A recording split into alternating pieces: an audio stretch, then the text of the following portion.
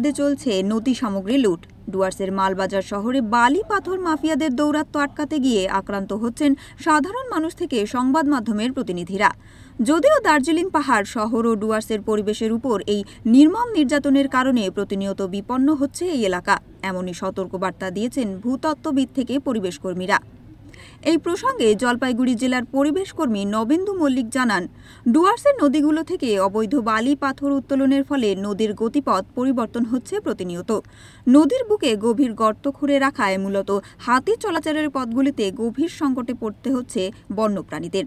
খাদ তৈরি হচ্ছে নদীবক্ষে, বিপদে পড়ছে বন্যপ্রাণ, বিপদে পড়ছে স্থানীয় মানুষ, এবং এর আগেও এত বড় ইনসিডেন্ট হয়েছে যেটা আদালতের দৃষ্টি পর্যন্ত আকর্ষণ করা হয়েছিল।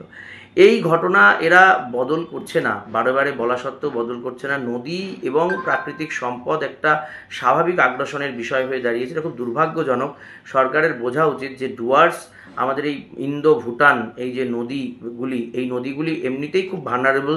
এই নদীগুলির ওপর খুব বিপজ্জনক প্রভাব পড়তে পারে এই বিষয়গুলিতে। মিনারেলস বেআইনিভাবে আরোহণ করা, বালি উত্তোলন, পাথর তোলা, অন্যান্য জিনিসগুলোকে সংগ্রহ করা, এগুলোকে কেন্দ্র করে কিন্তু কারো কোনো হুঁশ ফিরছে না, এবং বারে বারে মানুষ বিপদে পড়ছে, বন্যপ্রাণ বিপদে পড়ছে। এর আগেও এই ঘটনায় মুখ্যমন্ত্রী কঠোর হাতে এই মাফিয়াদের নিকেশ করতে নির্দেশ দিয়েছিল। তবে পরিবেশ কর্মী নবেন্দু মল্লিক জানান, কেন্দ্রীয় সরকার ও রাজ্য সরকারকে আরও গুরুত্ব সহকারে এই ঘটনাগুলি দেখতে হবে। এই বিষয়টি খুব স্ট্রংলি দেখা উচিত কেন্দ্রীয় সরকারের, রাজ্য সরকারের, যাতে এই বিষয়গুলি না হয়।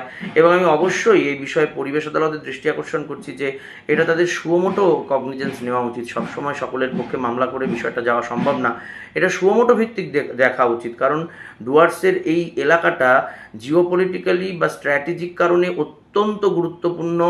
ভারতবর্ষের নিরাপত্তা সব কিছুর কথা বিচার করে সেখানে যদি প্রাকৃতিক সম্পদের ওপর এরকম আগ্রাসন চলে এবং তার ফলে প্রকৃতি যদি আমাদের ওপর শোধ নিতে শুরু করে, তাহলে কিন্তু জিওপলিটিক্যালিও আমরা খুব বিপজ্জনক জায়গায় যাব।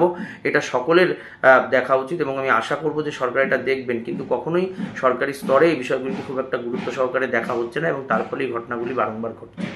মাফিয়াদের দৌরাত্ম্যের কারণে ভেঙে পড়েছে যাতায়াত ব্যবস্থা। হরপাবানের স্রোতে ভেসে যাচ্ছে পথসহ কালভার্ট, যেটি জাতীয় সুরক্ষার সঙ্গে জড়িত। ডুয়ার্স থেকে উজ্জ্বল হরের রিপোর্ট, ওঙ্কার বাংলা।